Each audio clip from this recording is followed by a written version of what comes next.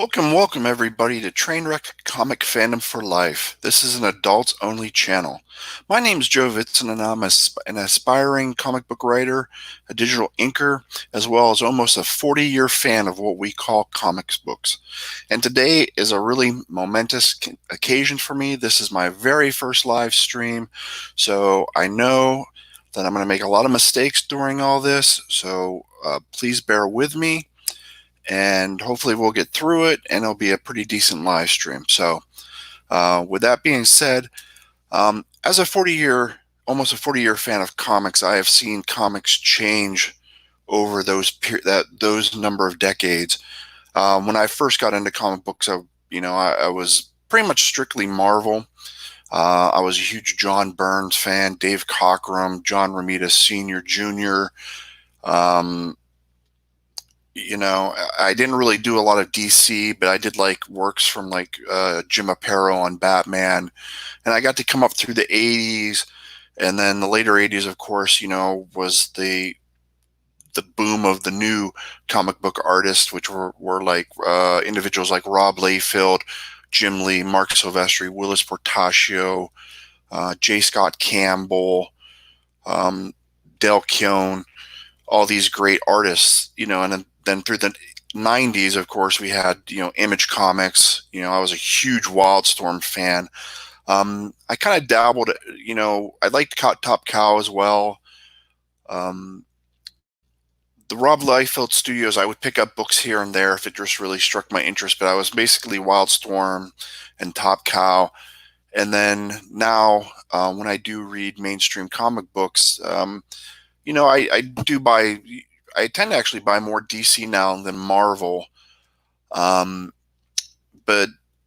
being a fan for as long as I have, I've seen a lot of changes happen in the comic book industry. And a lot of these changes I'm not really happy with. Politics and social commentary has always taken place in comic books, even from the beginning. When you look at Superman being a strange visitor from an alien planet, that was really an illustration of how Jewish Americans felt at that time. And then, of course, we go through different things like, the Watchmen had political tones and social tones and things like that.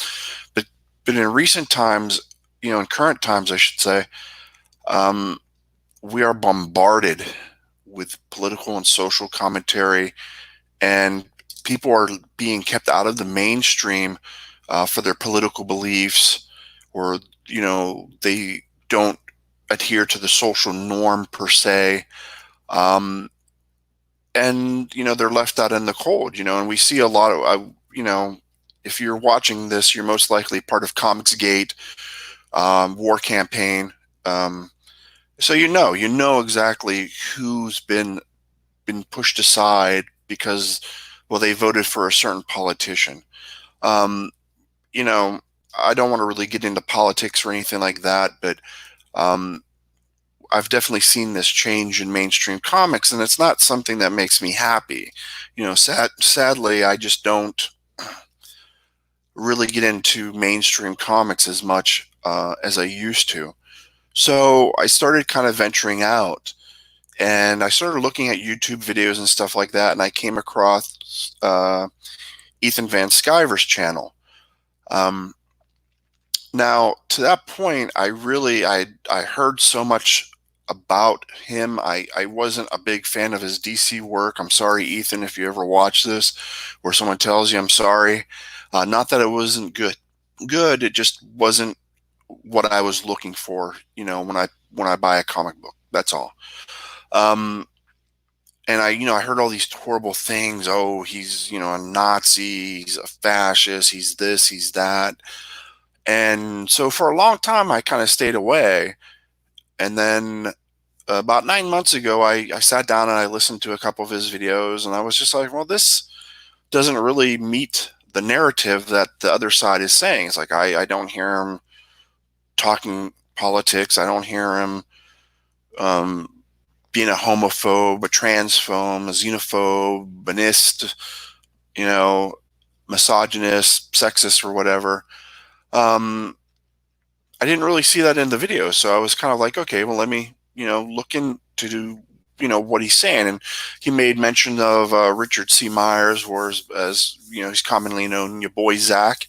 I watched some of his videos. I was just like, well, this guy's just talking about comic books. He's giving his opinion about comic books, and he's really saying exactly what I felt. So then through these two, I learned about like the Indiegogo stuff and Comicsgate being on Indiegogo, and EVS had a very successful campaign with Cyberfrog Blood Honey, which I backed. Love the book. I think it's wonderful. It's really what the mainstream should be. And then I'm just actually right now getting into reading your boy Zach's. I actually got the first volume of Lost Souls, and I have to sit down and read that. But I started looking at these independent campaigns on Indiegogo, and I was like, wow, this is like exactly what I'm missing in comics. And I was like, boy, it's like it would be great if mainstream would be doing this stuff, but they're not doing it. So I started backing campaigns and stuff like that. And unfortunately, the only downside with doing crowdfunding and stuff, it's like sometimes you have to wait a really long time. Like I know people complain about Ethan. Like I think he was so many months late, or however late he was. Um, and a lot of, I think, the early um, crowdfunding, the problem is you don't understand like what you're taking on upon yourself to put out that book. So it causes a lot of delays and bumps in the road. But I got on it at the end. And so I got my book kind of really fast. So I was like, well, I'm happy about that. I don't have to wait. But, the downside, of course, crowdfunding, you do kind of have to wait a good amount of time before you get your books. Um, and, you know, it's a downside for that because, of course, you want that instant gratification of being able to walk into a comic book store, say, oh, this looks interesting to me. Let me grab that. Let me go pay for it. And I'm going to take it to my car or take it home or wherever, and I'm going to read it. Um, but you also have to understand, too, with that time length, a lot of these creators are putting their heart and soul into this work. They're trying to give you the very best story, the very best artwork. They want to give you the best production. And when you get the books and you see that effort's been put in, and that's really phenomenal to see, especially in this day and age where you can buy a book at a comic book store, you can read it and kind of toss it in a trash. A lot of the creators, especially in the Comicsgate and War Campaign, they want to create books that are collectible that you can put on your shelves and be proud to have them there. They're quality, wonderful printing, um, really solid books. They're not just necessarily floppies that you can just toss aside because the story was crap, the art was crap. I was overpriced for this. You know, in the trash can it goes. Another downfall people might see in crowdfunding is the cost of the books. And a lot of these books cost about anywhere from $15 to $25. I'm going to say $25 is probably the average cost. But Ethan Van Sciver has a really good point, especially with him, is like, and I'm sure other campaigns, but I'm talking specifically of how he does it. It's like your $25 is kind of like the investment into the whole campaign. So when you put your $25 down, you might be getting a book and maybe a poster, but then a lot of people who crowdfund, they put down stretch goals. So they say, okay, well, if I make this much money, I'm going to give you, we're going to do a card. We're going to do like a little, trading card of the character, Okay, well, this stretch goal, we'll do another trading card of this character. Hey, if this stretch goal, I'm going to give you this book. This book is going to, so now you're going to have 2 books, a poster, 2 cards. And it continues to build and build until you get like a lot of stuff.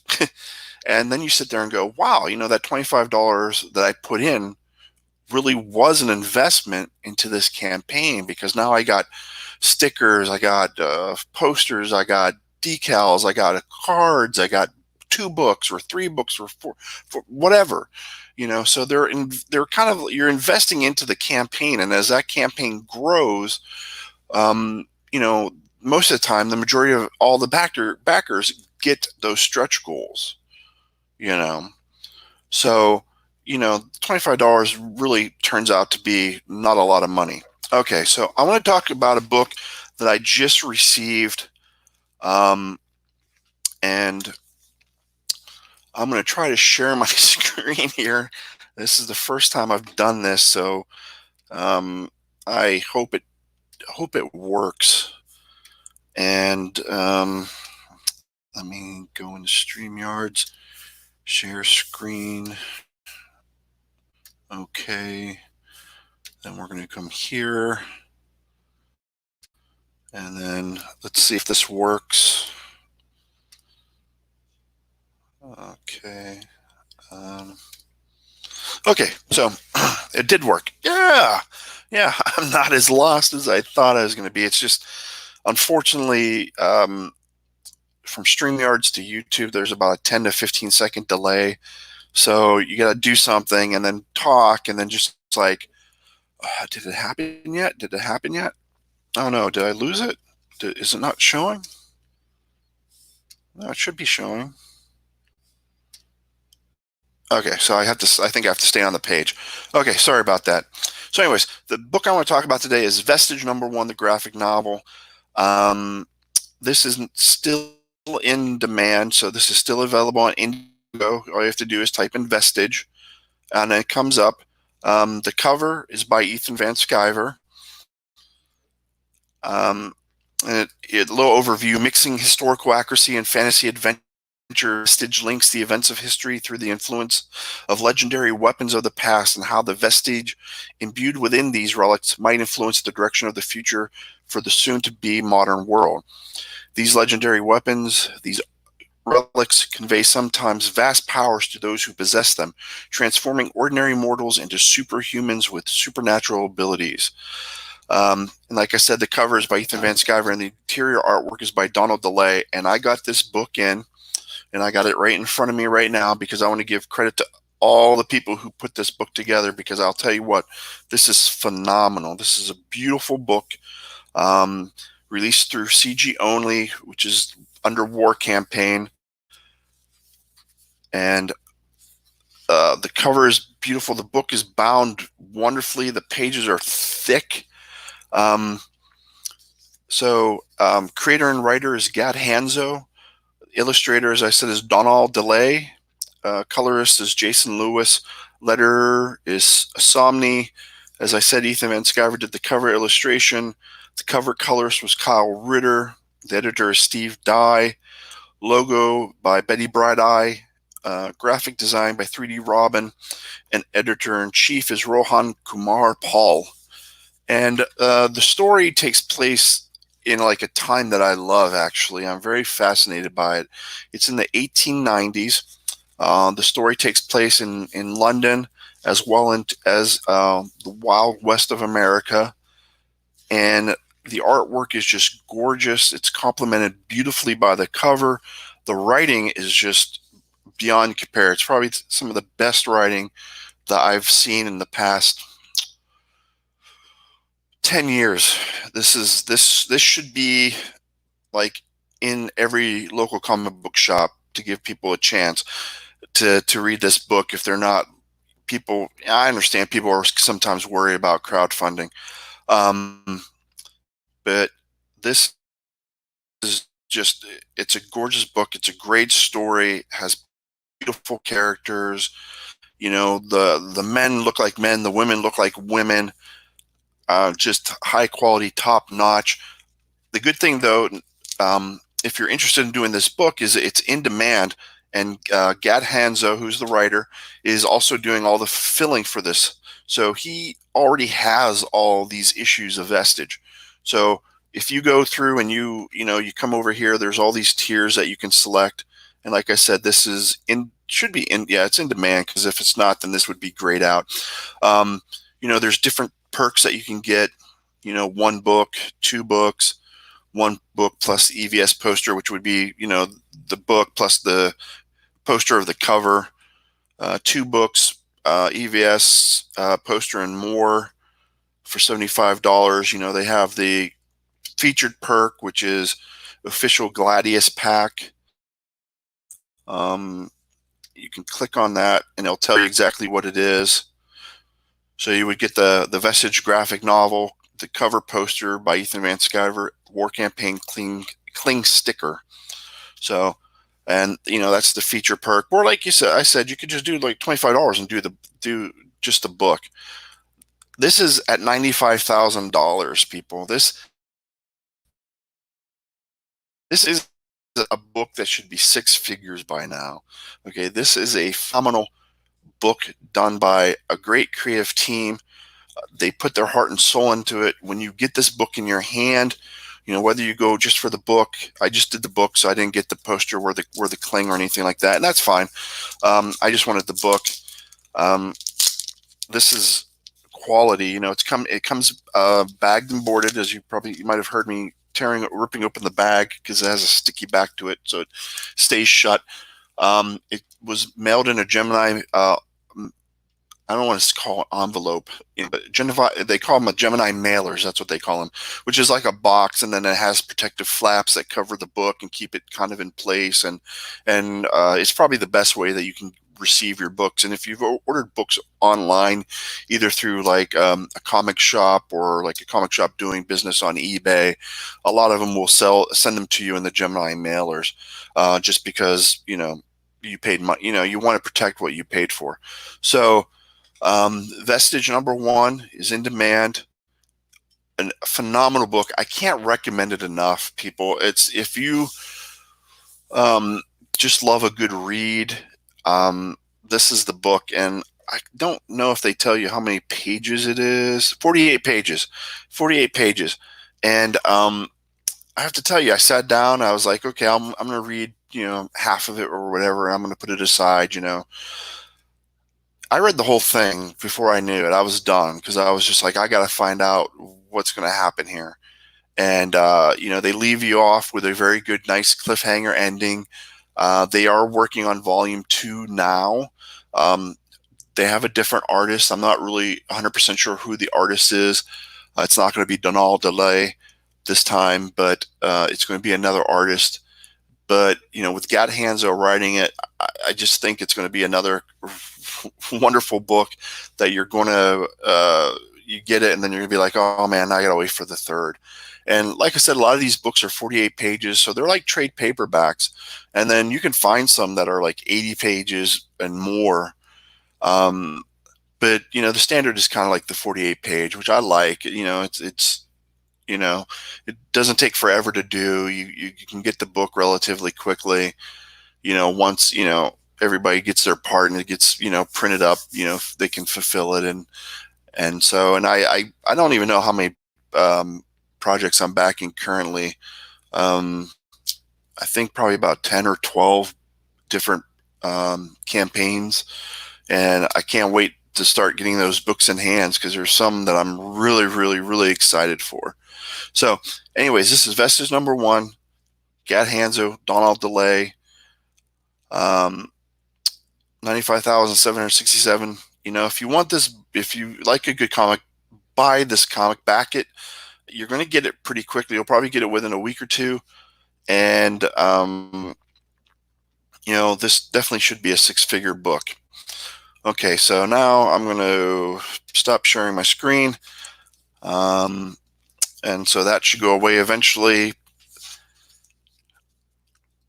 Now, I'm going to do a little, I guess, pimping of myself to everybody. I've been working on a comic book story for a little while. It's right now. It's 12 pages, but it's going to be actually 14 pages. I'm going to add several pages because the ending to me ended. It comes to a kind of an abrupt stop and abrupt ending, and so I kind of want to tell you everyone about this, because I don't know when I don't know if I'm going to just do the 14 page story and see if I can get it into another book, or I know War Campaign is doing kind of like a Wizard styled magazine. If anybody's old like me, you probably know what Wizard magazine is, especially if you're into comic books. They're going to be doing a Wizard style kind of magazine, and they're going to have. It looks like they're going to put stories in there to kind of showcase people. It's called CG Jumpstart, and it's basically just a magazine to make you aware of like what's going on in Comicsgate and War Campaign and what creators are doing what, and giving you kind of a look at these creators' work, so you can kind of get revved up a little bit to see their campaigns. And so when I first started this, that's exactly what I wanted to do. I wrote the story and I said, yes, I want to be in CG Jumpstart. I don't know what issue I would be able to make it in. I went out and found an artist and a colorist, and I'll go into that in a second, who they are. And I was just like, that's what I'm going to do. And then I was just like, well, what happens if you don't get in, or you don't want to wait till the next cycle of the book, because I don't know how often they're going to do the book. I don't really see them doing it monthly, like Wizards used to be. Maybe it'll be something like quarterly or biannually or something like that. I don't know. I don't have a lot of information on it, but I was like, what happens if things don't work out that way? And I was just like, well, it's like I wouldn't mind writing 3 more stories of 14 pages at least, and put them together as kind of a horror anthology that's tied together by this one main villain. And I was like, yeah, that wouldn't be bad. And I was like, yeah, it's about 42 pages, and 48 pages is usually the norm. I'm like, well, I can show the artwork black and white, or colored pages without the lettering on it or whatever, to kind of make it to 48 pages. And that would be the initial book. And then maybe do a poster with it, and that would be kind of my first attempt at crowdfunding on Indiegogo, or anywhere actually, but I'd be doing it on Indiegogo. um, so I wrote this story, and I'm going to show you the character, and then I'll tell you. But first, I want to talk about the artist that I have doing the book. So right now, for the first 14-page story, I have Jason Johnson doing the artwork. I feel very honored and humbled to have him doing a story that I wrote, because I was such a big fan of his in the 90s. I mean, I still have like the Wetworks issues he did, Gen 13. I think somewhere I do have, excuse me, Bay City Jive. I know he did some work for DC. Like he did The Flash, and then he did some TV movie property comics. I think he did an Airwolf, Knight Rider, and then The Howling, which is based on one of my favorite werewolf movies by the same name. I don't know if those you can find in your local comic book stores, but I know you can get The Howling. Should be able to get the whole. I think it was only like 4 or 5 issues. I might be a little bit off on that number, but you can probably get them digitally, like on Comixology. They're really good. And then recently he's done stuff in the CG community with your boy Zach. He did a cover for The Expendables Go to Hell, as well as he did a 10-page side quest story. I backed that book. I love the Expendables movies, and I think this is just going to be way more over the top than those movies are. And then he also did a cover for your boys, a book Pandemic. And both of these books, The Expendables Go to Hell and Pandemic, should be on Indiegogo. I think they're still in demand, or The Expendables have been in demand, and maybe he started a second campaign for Pandemic. I'm not sure. But Jason Johnson does a cover for Pandemic.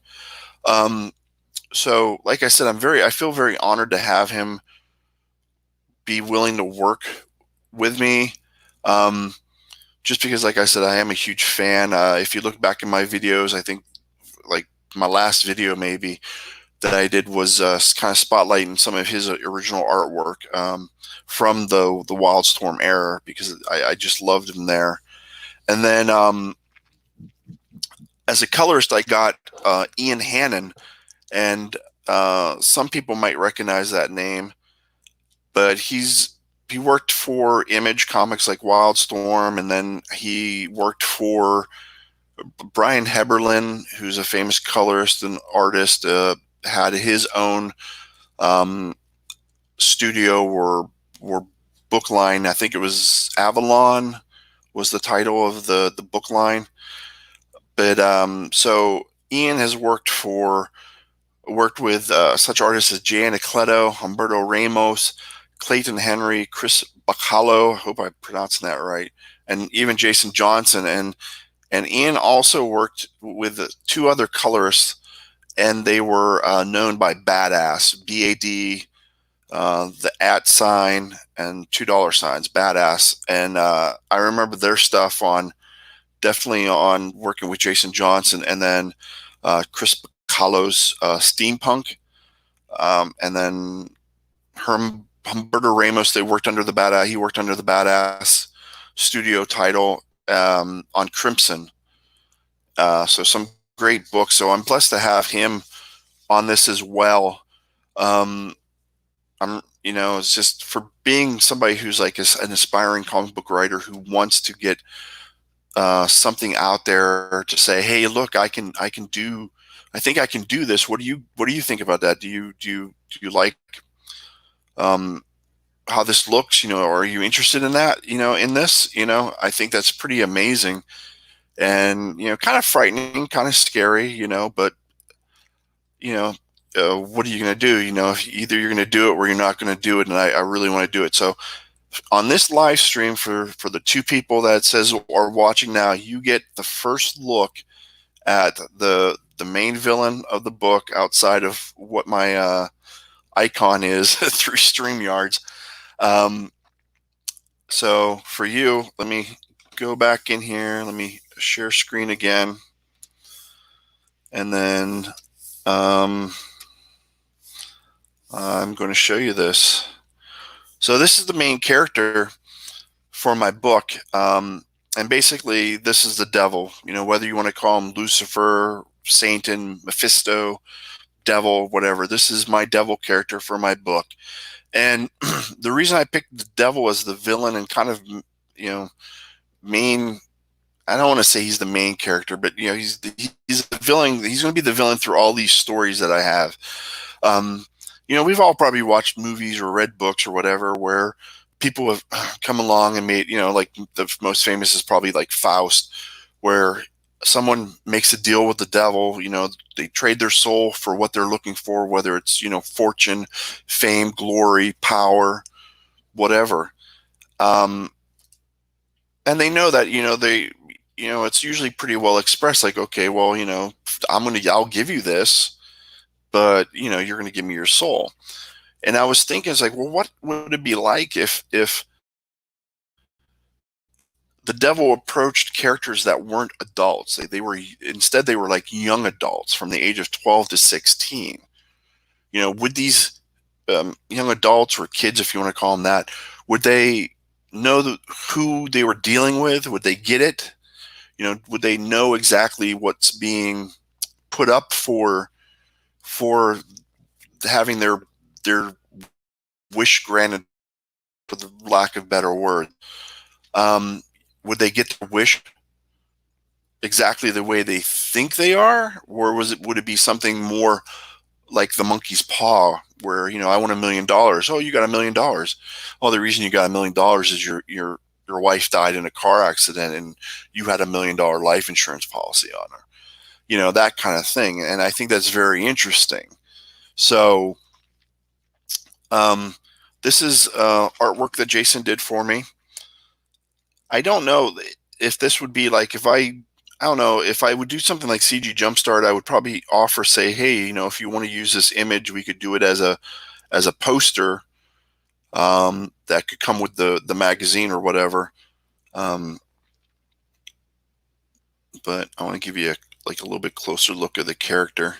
Jason did such a beautiful job. I love it. The teeth look is just great. And then, he nailed it for me, because I kind of thought of the devil as this kind of almost kind of a tall man, not necessarily. I don't know how tall the tall man or slender man is, but I told Jason it would be somebody who was like about 7 foot tall, kind of lanky, kind of, a little bit off on proportions somewhat. He'd be dressed this way, and he would approach the character. And the first story that I have, whether it's going to, like I said, go into CG Jumpstart, or I end up doing my own book, is called Milo's Folly. And Milo is a 12-year-old boy back in, I think it was like the 1950s or 60s. Rural America, has a lot of thoughts in his head, is taking on a lot of responsibilities because of something happening, and he comes across the devil and talking, and the devil does, is the master of lies. He's a lord of lies. He knows trickery, and he takes Milo down this certain road in his life. So this is the final inks for it. And then to make this even a better surprise, I'll show you the colors that Ian did. And I think he did just a wonderful color job. I shouldn't say color job on this.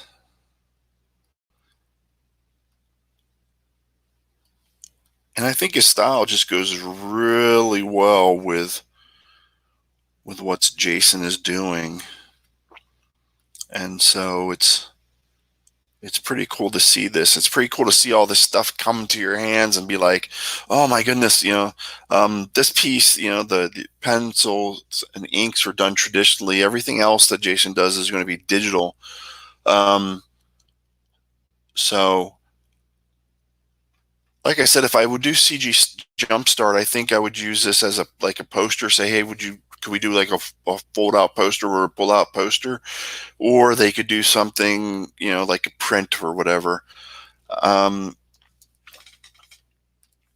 If it doesn't go into CG Jumpstart, then I would probably use this as a cover for the book. And right now I don't really have a set name. Right now I just have it as Innocent Lost. That's in my mind. That would be the cover. That would be the title of the book, would be Innocence Lost, a play off of Paradise Lost by Milton. So I thought that would be, kind of cool to do something like that, but that's not set in stone. So, we'll see how things go moving forward. And I'm glad I got the opportunity to show you this stuff, and to have you be the first people who get to look at, what Jason did and what Ian did, and give you a feel of what this story might look like.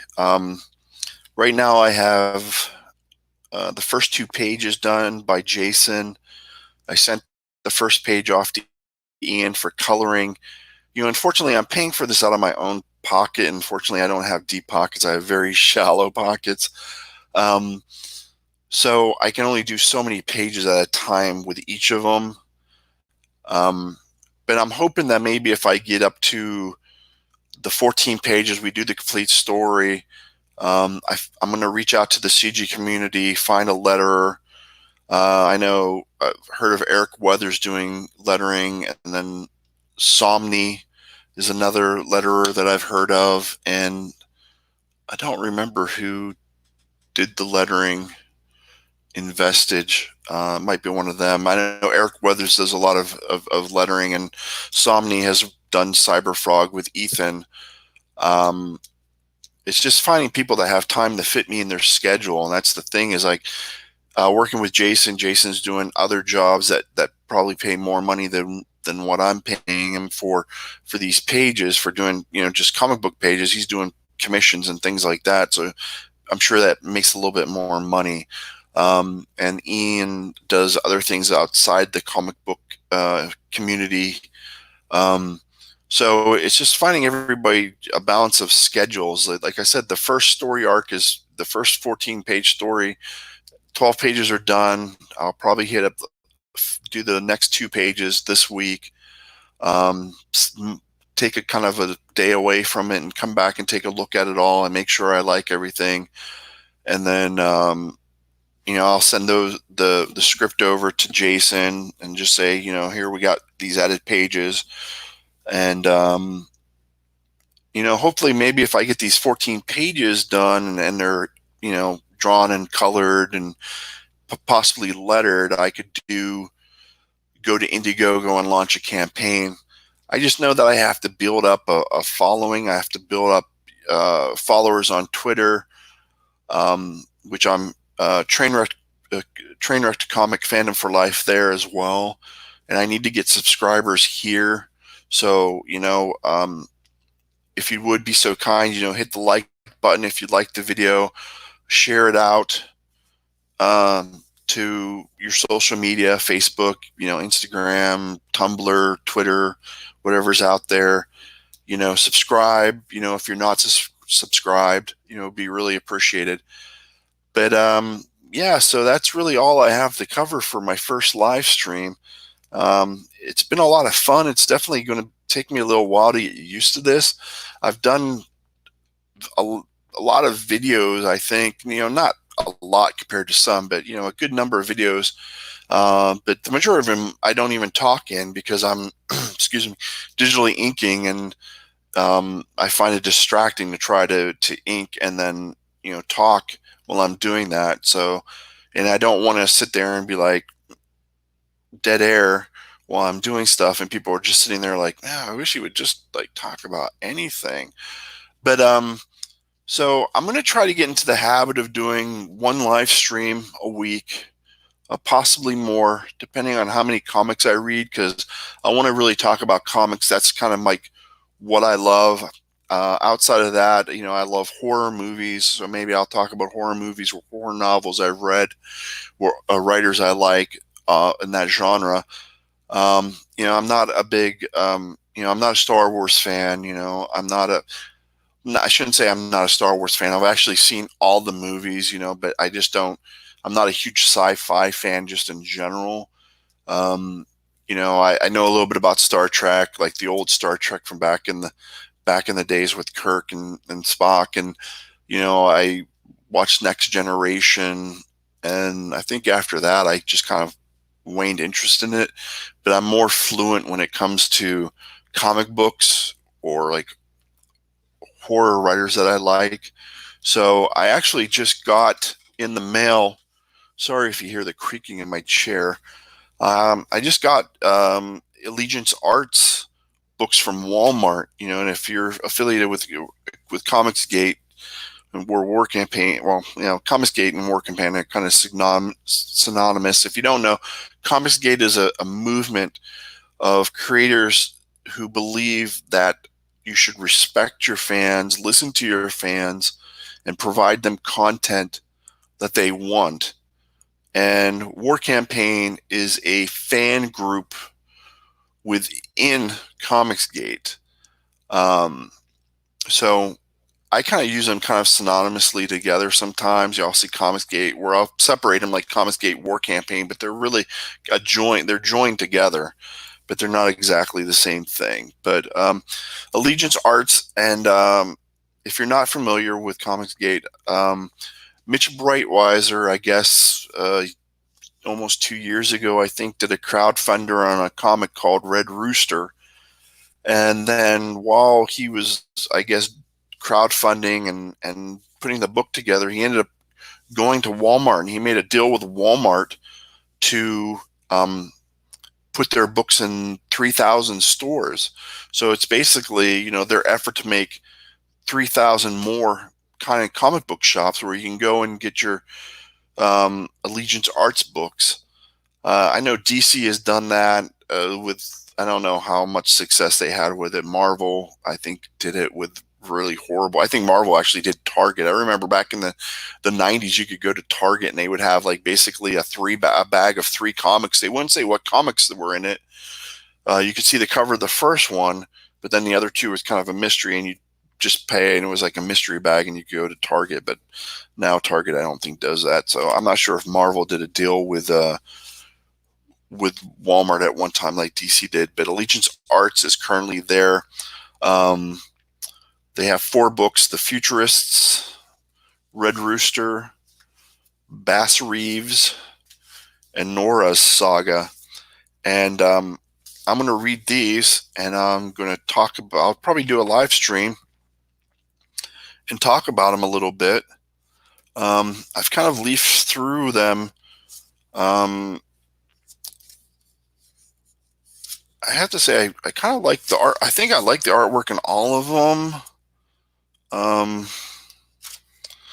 They kind of range from what you would think is a traditional comic book art style to maybe a little bit more animated, cartoonish kind of style in a way. So it kind of runs between those gambits. But if you're a comic book fan and your local comic book store unfortunately is closed right now because of everything that's going on, go to your Walmart and see if you can find these books. I've heard different people say different things. Like some people say that it's near the magazines and where they have the magazines and books that they sell. Other people said they've found it in the electronics department. So you might have to walk around your Walmart, but they actually look like they're really good quality books. They're not. They're just floppies, but they look to be of pretty good quality. And like I said, the artwork is pretty interesting. Especially, I really like the artwork and just glancing through in the Futurists and Red Rooster. So I'll probably try to do live streams on that. And then once I get comfortable running these, I'm going to start trying to let creators come in. And if they want to talk about comics with me, or they want to talk about projects that they have, I don't know if I really want to get into what's going on in the mainstream comics right now, because it does interest me, but I think a lot of that stuff is already talked about by a lot of other channels. I just want to really, I think, focus on doing comic books, like talking about comic books, or like, what's your favorite comic book? Why is that comic book? What was your first issue of a comic you ever bought or ever remember reading? And stuff like that, and like actually get to talk and know people, and then they can, if they have a project, they can definitely be like, oh yeah, let me tell you about my book. Like, oh, okay, tell me about your book. And, we can, kind of do things like that. Cause, Comicsgate is a network really of creators and fans. And I want to help creators come up. I want to help them make money. A lot of the people who create these books, independent comic books, they have real quote unquote jobs, 9 to 5 or whatever. And then they come home and, maybe spend a little time with their family, have dinner, and then they work on their comics to try to get these comics out here.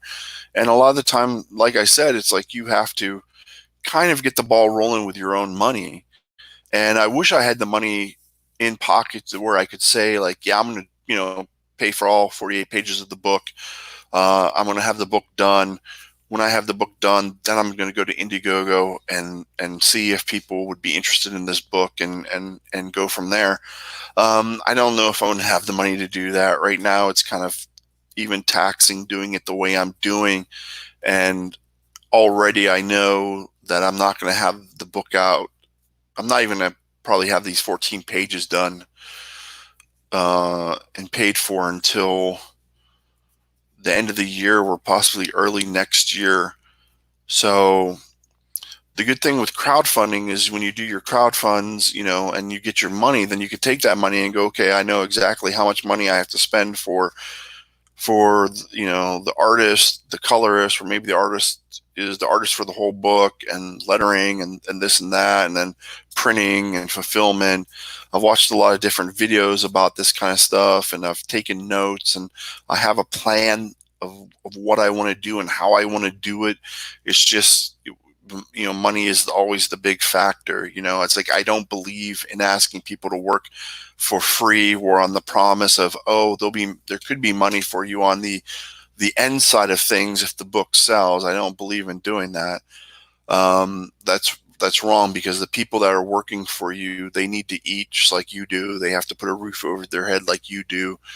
So, you know, I would never approach anybody and go, hey, would you do this for free? Would you? Could you? No? Okay. You know, I wouldn't do that to anybody. So, um, I see the book coming together. You know, I mean, like I said, I'm hoping to have the 14 page Milo's story, the 14 pages done. Um, hopefully, hopefully by this year. And then, you know, I'll approach the work campaign guys and see if it'd be something that would be possibly spotlighted in CG Jumpstart or used in CG Jumpstart if they feel it's not what they want for their magazine, which I completely understand. Then I'll just kind of come up with a plan of attack to doing my own book. But I definitely want to do more YouTube videos. So next YouTube video, hopefully within a week, if not less, and I will talk about the Allegiance Arts books. Maybe I'll do like 1 or 2 books at a time, just so that the video isn't just all about me, you know, saying yay or nay or whatever on the comics, because the stream's already at 47 minutes. I do tend to ramble. So thank you, everyone. Thank you so much for the people who watched this live. If you don't watch it live, then I thank you if you watch it when it's on YouTube after the stream. And I appreciate all of you, and I hope you hit the like button, share the video, subscribe, let people know the video's out there. That kind of brings me more people, you know, and the more people I have subscribing, the more I can help other creators as well as helping myself. You know, it's not totally a selfless thing, but plus I get to meet a lot of interesting people, and that's something that's really big, that I'm really big on. I want to meet new creators. So thank you, everybody. Take care. Stay safe. I know it's crazy times right now, but you know, stay good, and I'll see you on the next video. Thank you so much for tuning in.